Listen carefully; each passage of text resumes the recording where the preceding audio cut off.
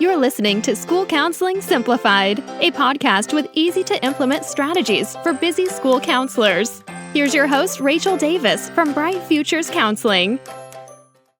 Hey there, thanks for listening to another episode of School Counseling Simplified. Today I interview Ashely Lutz. Ashely is a special education teacher and she was one of our Summer Summit presenters. Now, this is a podcast for school counselors, but I love to interview other educators so we can learn from them and learn how to best work together with them.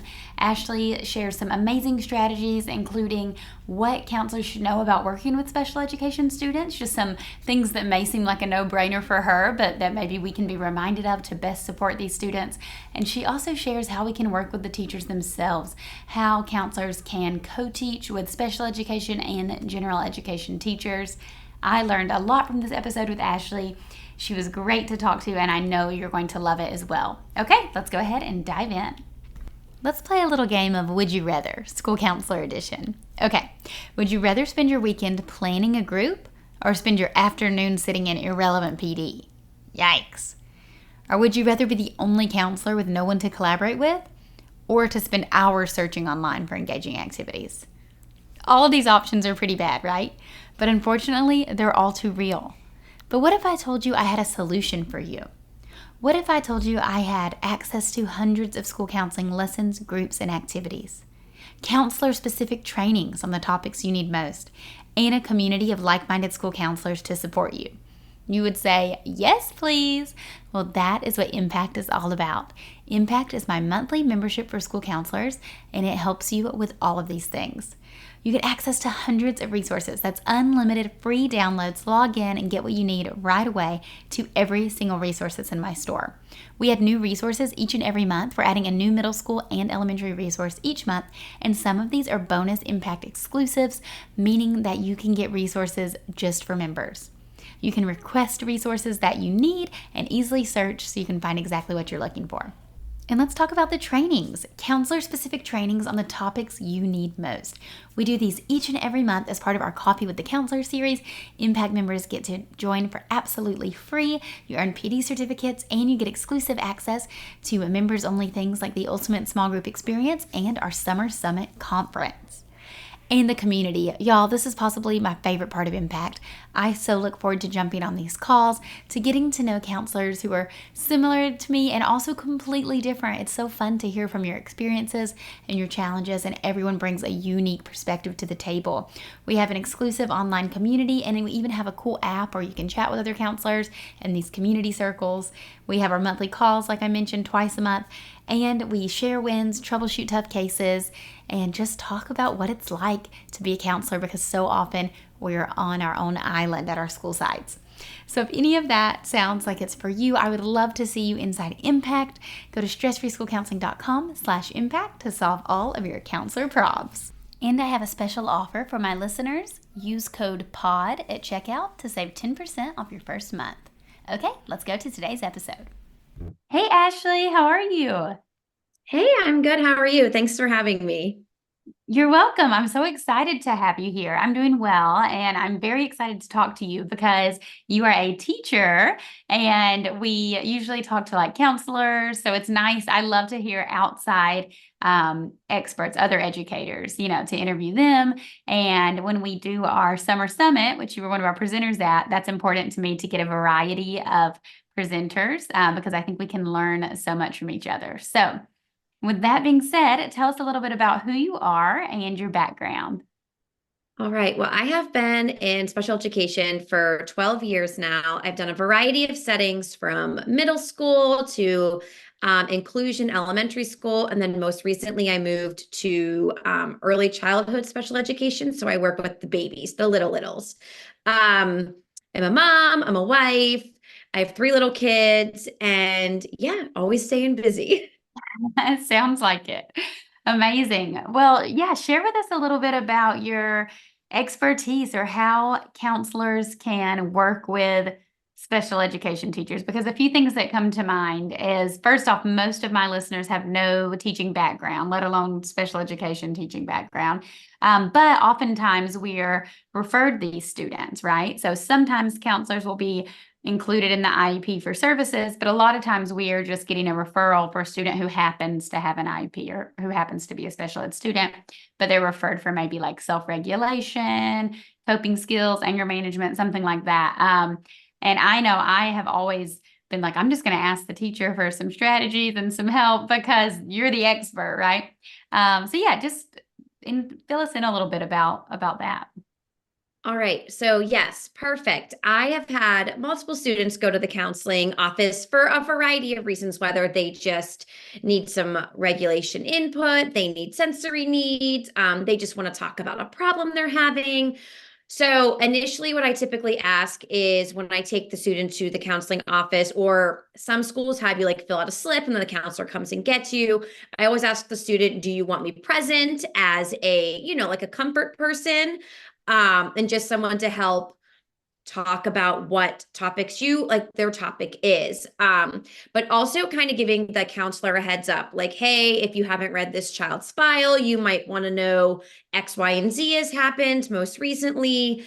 And knowing that information and building a really strong background with the family and relationship is the most beneficial. So with me, I really like to build a quality rapport with my families.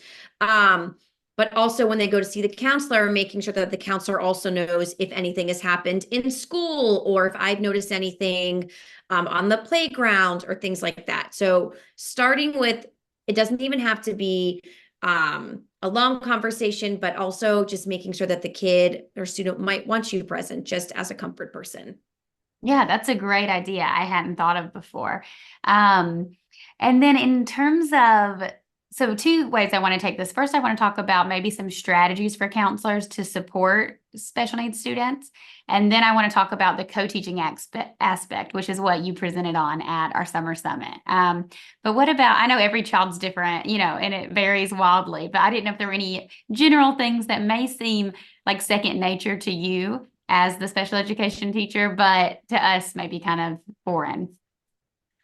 Yes. So one thing I definitely notice when I'm working with kids and if they've had an issue is giving something to them to fidget with their hands. It also, I feel like it calms them, it soothes them. So whether they like to draw, giving them a whiteboard and having them draw while you're talking to them. Sometimes they're more willing to open up when they don't have to make eye contact with you. Having a variety of fidgets. So keeping things like, poppets or ones that they can manipulate with their hands. Wiki6 was always something fun because you can build things with them, but you can also just have them twirl them on their fingers. I use those a lot in the classroom. Whether they might want to do something like standing on like a wiggle pad, something that's working like the gross motor or working on fine motor. Those are things that I have used to get kids to open up just because I feel like their brains are busy doing something else. So it allows them to listen to what you're asking. You're regulating their body and their emotions. So that's one way that I would suggest. I love that. Yes, two of my go-to things were like doing a little simple puzzle together or coloring sheets. I would even get some of those like adult coloring sheets with the easier ones like mandalas, stuff like that. And so we're just like coloring and then kind of chatting while we're doing it together. Yeah, it kind of takes that like the tension out of the room, like you're just sitting and having a conversation with your friend. It makes it very like informal almost. Yeah, no, definitely. I love those tips. And what about in regards to co-teaching for counselors working alongside the special education teachers? So there are so many models for co-teaching. I know personally in the school that I've worked at, they have counselors come in and do like a team teaching approach where the gen ed teacher's up front or even a special education teacher, and then they like work on a lesson together. They've done it where they do like stations, depending on like if they're doing like a bullying theme for the month and talking about what bullying is. They break the kids up into smaller groups. They've done things where even just the gen ed teacher or the classroom teacher is sitting in the room and just maybe potentially assisting as the counselor is presenting up front, but also gives them the way to kind of see like, are any kids giving any facial expressions like, oh, I'm nervous about this topic, or, anything away that might be like something to jot down, like, oh, we should talk to that student more privately.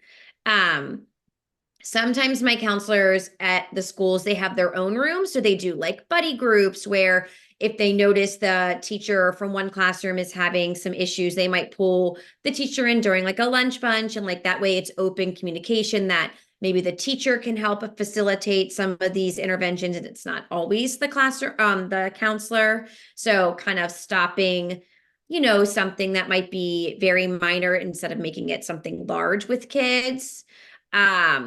They also do just like generic groups with the kids, and sometimes the teachers are a part of that, whether it's, if a teacher might also have anxiety, go in and talk to them and help show the kids that this is something that all kinds of people deal with, even like your classroom teachers.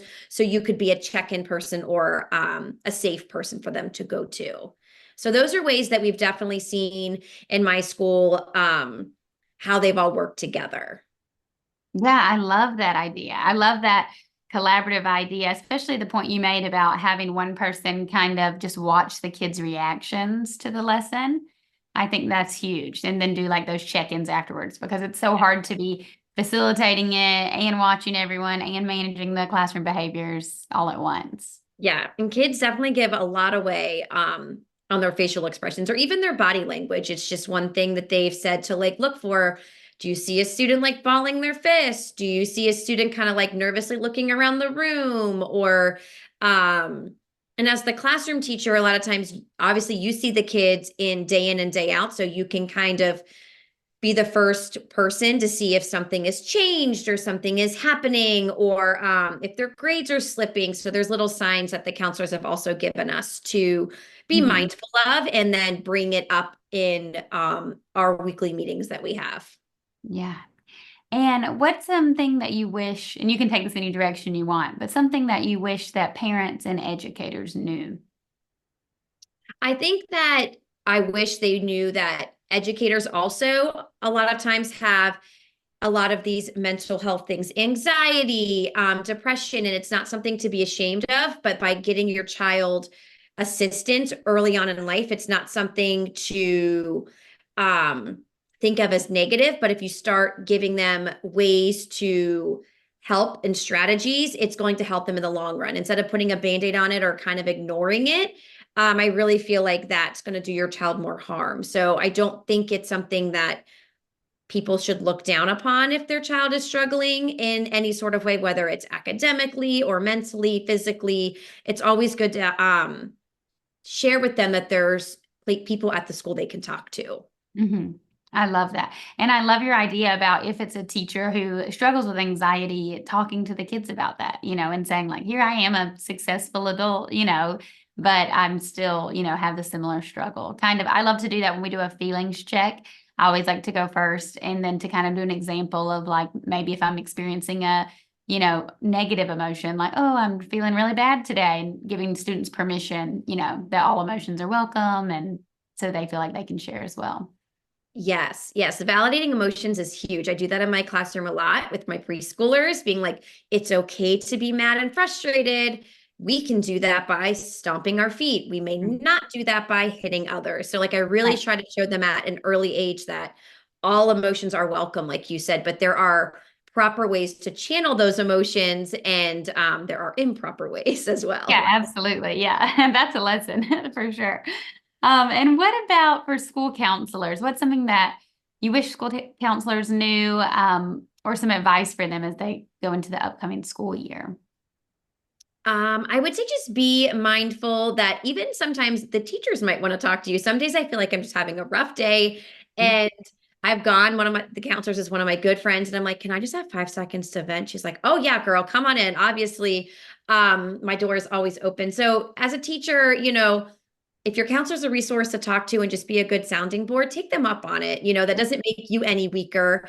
If your mental health and your emotions need to be in check and regulated before you can obviously go help someone else. So absolutely. I love that idea. And it makes me think of, we sometimes talk about doing like a coffee with the counselor hour for parents to drop in and kind of chat about concerns or chat about their child. But that would be kind of a cool idea for teachers, for counselors to say like, have coffee with me, pop in between these hours, maybe just put something on their schedule that teachers could access during a planning period or something. yeah, I love that. Yeah. Well, thank you so much for coming on today and for sharing these strategies with us. Any final thoughts before we wrap up? Well, I feel like this has been wonderful. I'm excited to listen to all the things at Summit this year and learn some more and take them into my upcoming school year. Amazing. Thank you so much, Ashley. Thank you so much. Have a good day. You too. I hope you loved this episode with Ashley. Like I mentioned, she was one of our Summer Summit presenters. That was our virtual conference we had in June, exclusive for our Impact members. If you missed it, no worries. The good news is we still have all the recordings available to view. So if you're listening to this episode and you're like, oh, I want to learn more about this, I want to hear all of Ashley's presentation, then you're going to want to join Impact so you get access to Summer Summit. We also have monthly live trainings inside Impact, as well as access to every single one of my counseling resources. It's really a no-brainer, guys. So go to stressfreeschoolcounseling.com/impact to check it out. Okay, talk to you next week. Thanks for listening to School Counseling Simplified. You can find the links from today's episode in the show notes. If you'd like to connect with Rachel, she's on Instagram and Teachers Pay Teachers at Bright Futures Counseling. Be sure to subscribe to the podcast so you don't miss any episodes of School Counseling Simplified. Talk to you next week.